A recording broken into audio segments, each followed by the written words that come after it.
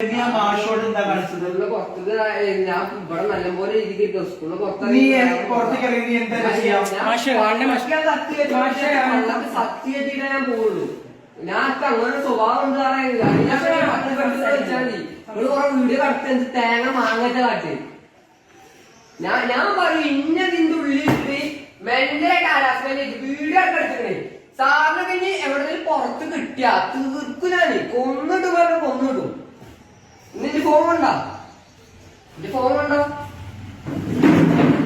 നമസ്കാരം. സമൂഹ മാധ്യമങ്ങളിൽ വ്യാപകമായി പ്രചരിച്ച ഒരു ദൃശ്യമാണ് ഞാൻ നിങ്ങളുടെ ശ്രദ്ധയിലേക്ക് കൊണ്ടുവന്നത്. യഥാർത്ഥത്തിൽ ഇന്നലെ ഈ ഒരു ദൃശ്യം കണ്ടപ്പോൾ വല്ലാതെ പേടിച്ചുപോയി. കുട്ടികളോടൊക്കെ, അതായത് സ്കൂളിൽ പഠിക്കുന്ന കുട്ടികളിലെ എന്നൊക്കെ കരുതി അവരെയൊക്കെ അവരുടെ ഭാഗത്തൊരു തെറ്റ് കണ്ടാൽ അവരെയൊക്കെ ഉപദേശിക്കുക എന്ന് പറഞ്ഞാൽ അതിനെക്കുറിച്ച് ആലോചിക്കുമ്പോൾ തന്നെ പേടിയാവുകയാണ്. ഏത് തരക്കാരനാണ് ആ കുട്ടി എന്ന് നമുക്ക് ചിന്തിക്കാൻ കഴിയില്ല. നമ്മളൊക്കെ ചെറിയ കുട്ടിയല്ലേ എന്ന് കരുതി മോനെ അത് ചെയ്യരുത് എന്ന കുട്ടിയോട് പറഞ്ഞാൽ അവൻ ഒരു പക്ഷേ അതിനെ മറ്റൊരു രീതിയിലാവും എടുക്കുക. ഇവിടെ ഈ 16 വയസ്സുകാരനായ പാലക്കാട് ജില്ലയിലെ തൃത്താല നിയോജക മണ്ഡലത്തിലെ ആനക്കര എന്ന് പറയുന്ന സ്ഥലത്ത് +1 വിദ്യാർത്ഥി അധ്യാപകന് മുന്നിൽ ചെന്നിരുന്ന് നിങ്ങൾക്ക് എന്നെ ശരിക്കും അറിയില്ല, പുറത്തിറങ്ങിയാൽ ഞാൻ നിങ്ങൾക്ക് വച്ചിട്ടുണ്ട് എന്ന് പറയുമ്പോൾ അധ്യാപകൻ ചോദിക്കുന്നുണ്ട്, നീ എന്താണ് പുറത്തിറങ്ങിയാൽ ചെയ്യുക? കൊന്നുകളയുമെന്നാണ് പറയുന്നത്. ഒരു മടിയുമില്ലാതെ അധ്യാപകന്റെ മുഖത്ത് നോക്കി, നിങ്ങളെ പുറത്തിറങ്ങിയാൽ ഞാൻ കൊന്നുകളയും, നിങ്ങൾക്ക് എന്നെ ശരിക്കും അറിയില്ല. ഈ ദൃശ്യം സമൂഹ മാധ്യമങ്ങളിൽ വ്യാപകമായി പ്രചരിച്ചു. ഈ വിദ്യാർത്ഥിക്കെതിരെ നടപടിയെടുത്തു എന്നും പറഞ്ഞു കേൾക്കുന്നു. എന്ത് നടപടിയെടുത്തിട്ട് എന്താണ് കാര്യം? എങ്ങനെയാണ് കുട്ടികൾ ഇങ്ങനെ വഴിതെറ്റിപ്പോകുന്നത്?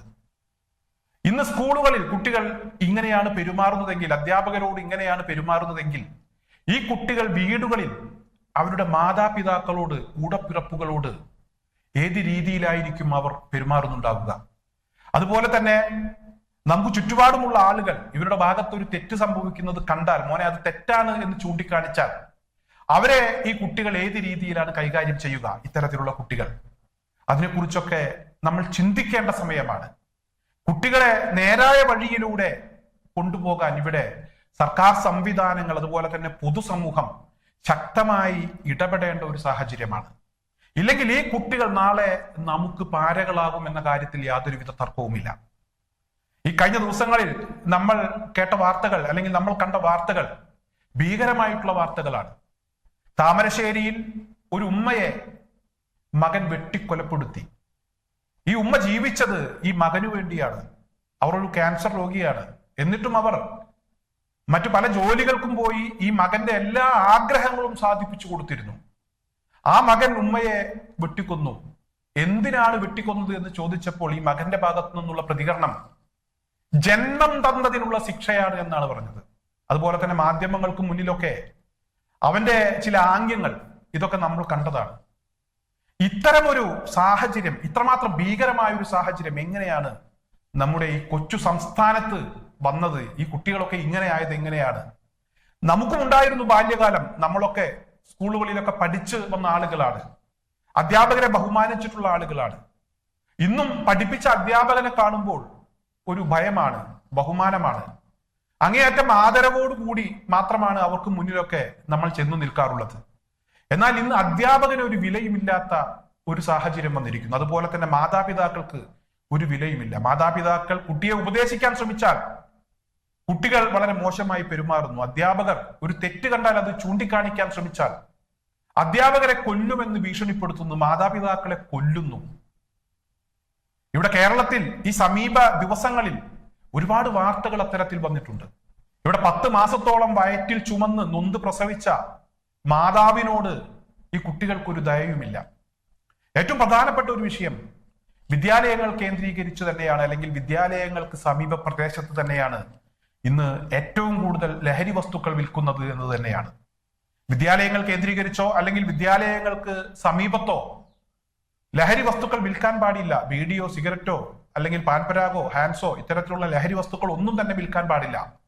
എന്നാൽ ഇന്ന് ഇത്തരത്തിലുള്ള ലഹരി വസ്തുക്കൾ ഏറ്റവും കൂടുതൽ വിൽക്കുന്നത്, അതിന്റെ ബിസിനസ് നടക്കുന്നത് വിദ്യാലയങ്ങൾ കേന്ദ്രീകരിച്ചാണ് എന്ന കാര്യം നാം ഓരോരുത്തരും മനസ്സിലാക്കണം. ഏറ്റവും കൂടുതൽ കുട്ടികൾ പഠിക്കുന്ന വിദ്യാഭ്യാസ സ്ഥാപനങ്ങൾ എവിടെയാണോ ആ പ്രദേശത്ത് ഇന്ന് മയക്കുമരുന്ന് മാഫിയ സജീവമാണ്. കുട്ടികളെ തന്നെയാണ് അവർ ഉപയോഗിക്കുന്നത്. കുട്ടികൾക്കിടയിൽ മയക്കുമരുന്ന് വിൽക്കുന്നതിന് വേണ്ടി, അത് എത്തിച്ചു കൊടുക്കുന്നതിന് വേണ്ടി അവർ ഉപയോഗിക്കുന്നത് കുട്ടികളെ തന്നെയാണ്. ഇവിടെ നേരത്തെ അധ്യാപകനെ ഭീഷണിപ്പെടുത്തിയ കുട്ടി മയക്കുമരുന്നിന് അടിമയാണ് എന്നൊന്നും ഞാൻ പറയുന്നില്ല. പക്ഷെ അവൻ ചെയ്തത് ഒരിക്കലും ശരിയായില്ല. എങ്ങനെയാണ് അത്തരത്തിലൊരു ചിന്താഗതി അവൻ ഉണ്ടായത്? അധ്യാപകന്റെ മുഖത്ത് നോക്കി ഇങ്ങനെയൊക്കെ ഭീഷണിപ്പെടുത്തണമെങ്കിൽ, കൊലവിളി നടത്തണമെങ്കിൽ അവൻ എന്തോ ഒരു പ്രശ്നമുണ്ട്. ഒന്നുകിൽ അവൻ മയക്കുമരുന്നിന് അടിമയായിരിക്കാം, അല്ലെങ്കിൽ മാനസികമായി അവൻ എന്തോ ഒരു പ്രശ്നമുണ്ട്.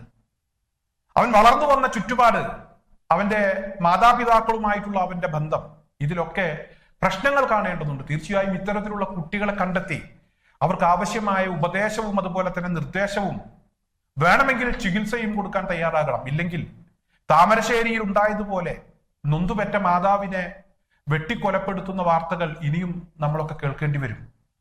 ഇതുവരെ മാതാവിനെ വെട്ടിക്കൊന്നു, പിതാവിനെ വെട്ടിക്കൊന്നു, കൂടപ്പിറപ്പിനെ വെട്ടിക്കൊന്നു എന്ന രീതിയിലുള്ള വാർത്തകളാണ് നമ്മൾ കേട്ടിരുന്നതെങ്കിൽ ഇനി അധ്യാപകർക്കും രക്ഷയില്ല എന്ന ഒരു സാഹചര്യം നിലവിൽ വന്നിരിക്കുന്നു. അധ്യാപകരെയും ഇവർ അത്തരത്തിൽ കൈകാര്യം ചെയ്യാൻ മടിക്കില്ല. ഈ കുട്ടിക്ക് ഒരു ഭാവവ്യത്യാസവുമില്ല. അതായത് അധ്യാപകന്റെ മുഖത്ത് നോക്കിയാണ് സംസാരിക്കുന്നത് എന്നതിനെ കുറിച്ച് അത്തരത്തിലൊരു പ്രശ്നമൊന്നും അവനില്ല.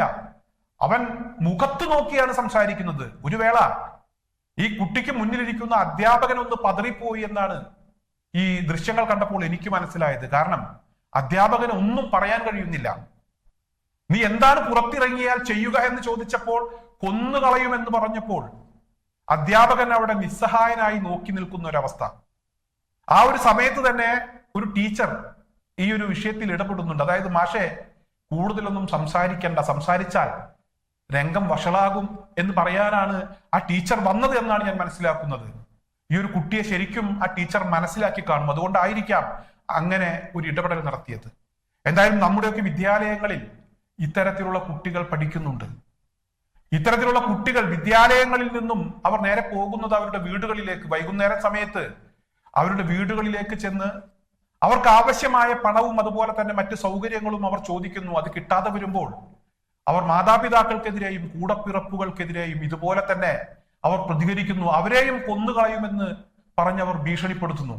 അവർക്ക് ആവശ്യമായ പണമാണെങ്കിലും അല്ലെങ്കിൽ മറ്റെന്ത് സൗകര്യങ്ങളാണ് അവർക്ക് വേണ്ടത് വീടുകളിൽ നിന്ന് അവർ സ്വന്തമാക്കുന്നു. അത് കിട്ടാത്ത ഒരു സാഹചര്യം വരുമ്പോൾ വീട്ടുകാർക്കെതിരെ അവർ ഇത്തരത്തിൽ പ്രതികരിക്കുന്നു. വേണ്ടി വന്നാൽ അവർ പറയുന്നത് പോലെ ചെയ്യാനും അവർ മടിക്കുന്നില്ല. അവിടെ നിന്നും ഇറങ്ങി വന്ന് പണം വാങ്ങി, ലഹരി വസ്തുക്കൾ വാങ്ങി, അതൊക്കെ ഉപയോഗിച്ച് അതിനൊക്കെ അടിമകളായി സ്കൂളുകളിൽ സഹപാഠികൾക്ക് ഭീഷണിയാകുന്നു. അതുപോലെ തന്നെ അധ്യാപകർക്ക് ഭീഷണിയാകുന്നു. അധ്യാപകന്റെ മുഖത്ത് നോക്കി കൊലവിളി നടത്തുന്നു. എന്തായാലും ഈ ഒരു സാഹചര്യം, ഇത്തരത്തിലുള്ള ചില സംഭവങ്ങൾ വളരെ ഗുരുതരമായി തന്നെ എടുക്കണം, വളരെ സീരിയസ് ആയി തന്നെ പൊതുസമൂഹം എടുക്കേണ്ടതുണ്ട്. ഞാൻ പറഞ്ഞല്ലോ, ഇത്തരത്തിലുള്ള കുട്ടികൾക്ക് ആവശ്യമായ ചികിത്സ കൊടുക്കണം. ഇത്തരത്തിലുള്ള കുട്ടികളെ അവരുടെ ആ പോക്ക് എങ്ങോട്ടാണ്, എവിടെ നിന്നാണ് അവർക്ക് ഇത്തരത്തിലുള്ള ശീലങ്ങളൊക്കെ അവർക്ക് പഠിക്കാൻ കഴിയുന്നത്, അവരിങ്ങനെ വഴി പിഴച്ചു പോകുന്നത് എവിടെ വെച്ചാണ് അവർക്ക് പിഴക്കുന്നത്, അതിനെക്കുറിച്ച് നാം ഓരോരുത്തരും അന്വേഷിക്കേണ്ടതുണ്ട്, മനസ്സിലാക്കേണ്ടതുണ്ട്. അത് പൊതുസമൂഹത്തിന്റെ കടമയാണ്. അത് മനസ്സിലാക്കാനോ അതിനനുസരിച്ച് പ്രവർത്തിക്കാനോ നാം തയ്യാറായില്ലെങ്കിൽ ഈ വളർന്നു വരുന്ന കുട്ടികൾ നാളെ തീർച്ചയായും പൊതുസമൂഹത്തിന് അവരൊരു ബാധ്യതയാകും, പൊതുസമൂഹത്തിന് അവർ ഭീഷണിയാകും എന്ന കാര്യത്തിൽ ഒരു തർക്കവുമില്ല.